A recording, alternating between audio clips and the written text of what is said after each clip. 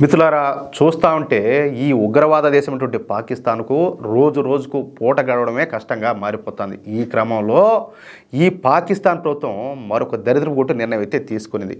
ఈ మధ్య కాలంలోనే ఈ పాకిస్తాను అలాగే సౌదీ అరేబియా మధ్య ఒక రక్షణ ఒప్పందం కుదరడం మీరు కూడా వినే ఉంటారు. ఎవరు అంటే ఈ పాకిస్తాన్ మీద ఎవరన్నా వచ్చి దాడి చేసినా, లేదా సౌదీ అరేబియా మీద ఎవరన్నా పోయి దాడి చేసినా కూడా, అంటే నీ మీద దాడి చేస్తే నా మీద చేసినట్టే, నా మీద దాడి జరిగితే నీ మీద జరిగినట్టే అని చెప్పేసి మీ తినాలే మా తినాలి అన్నట్టు ఒక ఒప్పందం అయితే కుదుర్చుకున్నారన్నమాట. అంటే ఒకరికొకరు సపోర్ట్గా ఉండాలని. అయితే దీంట్లో అసలు రహస్యం ఏంటంటే పాకిస్తాను తమ సైన్యాన్ని సౌదీ అరేబియాకు అద్దెకిస్తుందన్నమాట. దేనికి? అద్దెకు, బాడుకు. ఏది ఇళ్ళు బండ్లు ఇచ్చినట్టు సైన్యాన్ని కూడా అద్దెకిస్తారు.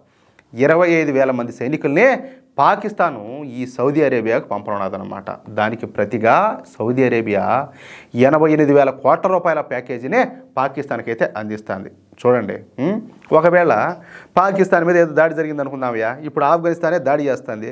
ఇప్పుడు సౌదీ అరేబియా వాళ్ళ సైనికులు పంపిస్తుందా వీళ్ళ కోసమా? పోయి ఆఫ్ఘనిస్తాన్ మీద యుద్ధం చేయమని ఇలా మొఖానికి అంత సీను ఉన్నది వీళ్ళక.